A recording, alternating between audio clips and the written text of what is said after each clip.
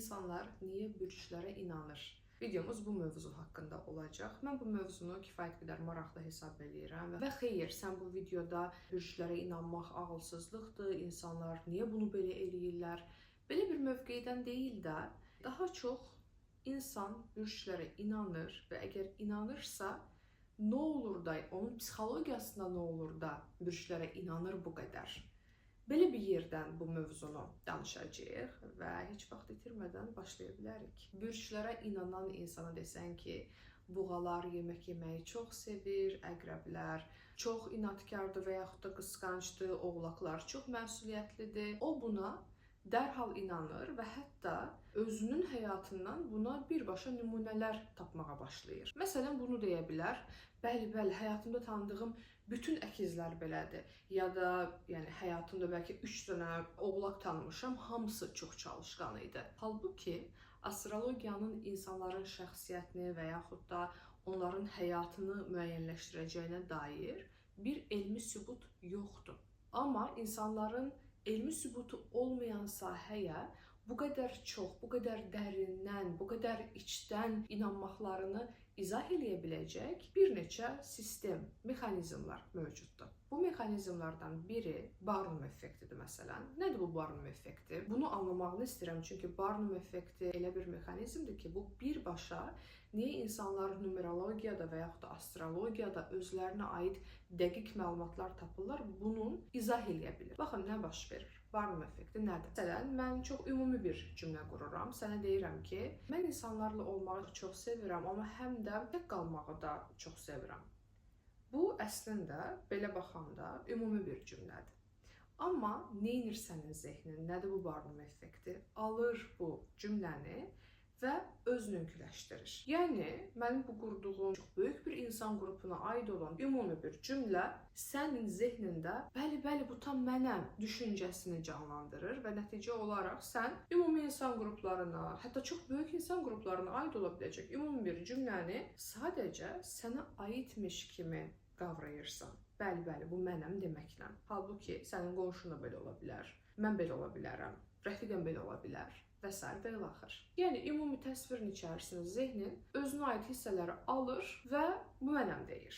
Və xeyr, bunu sadəcə sən eləmirsən, bunu bir çox insan eləyir. Çünki insanlar ümumi cümlələrdə, bəli, bir çox insan belə ola bilər şəklində deyil də, bəli, bu məndə də var deyirlər və avtomatik olaraq özlərini bura uyğun görməyə başlayırlar. İnsanların astrologiyaya nəyə görə bu qədər dərindən inandıqlarını açıqlayan ən güclü fenomenlərdən biridir.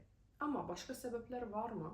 Əlbəttə ki, var. Yaddaşımız seçicidir. Yəni, sən öz bürcündə bu həftə üçün çox köhnə bir tanışını görəcəksən deyə bir cümlə oxumusansa, eşitmisənsə, yaddaşın və yaxud da zehnin bilirsən neyniyir? Onu alır və ya tutaq ki, sən bu həftə çox təsadüfi bir şəkildə hansısa dostunu gördün Instagramda ya da qarşına çıxdı hansısa yolda və şey deyir: mən bunu əvvəlcədən bilirdim, bürcümdə verilmişdi. Halbuki bunun bürclə bir əlaqəsi yoxdur. Yəni, həmin həftə sənin qarşına köhnə tanışın çıxmasaydı, bürcündə belə deyildiyi çox güman ki, sənin heç yadına da düşməyəcəkdi. Bu, insan psixologiyasına, insanın xislətinə, sisteminə aid olan bir yerdir. Bizim yaddaşımız seçicidir. Yəni, inandığımız şeyləri təsdiqləyən yerləri yaddaşımızda saxlayırıq və digər yerləri isə heç xatırlamırıq belə. Üzərindən keçirik. Nəticə olaraq uzun müddətdə bu davam elədiyində nə yaranır? Mənim bürcüm düz çıxır düşüncəsi yaranır.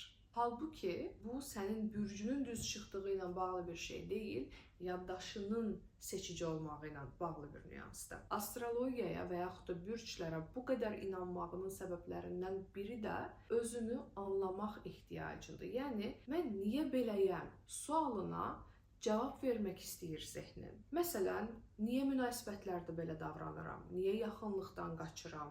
Niyə belə geyinirəm? Niyə bu xarakterim bu şəkildədir? Və astrologiya bu suallara çox net cavablar verir. Sən belə davranırsan çünki ay bürcün budur və yaxud da sənin münasibətində filan cür problemlər var, çünki günəş bürcü belə olan insanlarda bunlar olur. Çox konkret cavablar da yox. Bunların əsası olmasa belə sənə bir netlik duyğusunu verdiyinə görə, o net cavabı verdiyinə görə sən avtomatik olaraq özündən də asılı olmadan orada qalmağı seçirsən. Çünki özümü artıq anlayıram duyğusuna qapılırsan. Bu gerçək bir vəziyyətmi? Təbii ki, deyil, amma astrologiya sənə özün haqqında bir hekayə təqdim eləmiş olur və bu hekayəni özündə daşımaq çox daha rahatdır, nəinki mən niyə beləyəm sualı ilə qalmaq. Astrologiyaya və yaxud da bürclərə insan olaraq bu qədər inanmaq istəməyimizin, inanmağımızın səbəblərindən biri də qeyri-müəyyənlik duyğusu ilə baş eləyə bilməməyimizdən gəlir. Nə deməkdir bu? Gələcəyim necə olacaq? Filan insanla evlənəcəmmi? Filan şəhərə köçəcəmmi?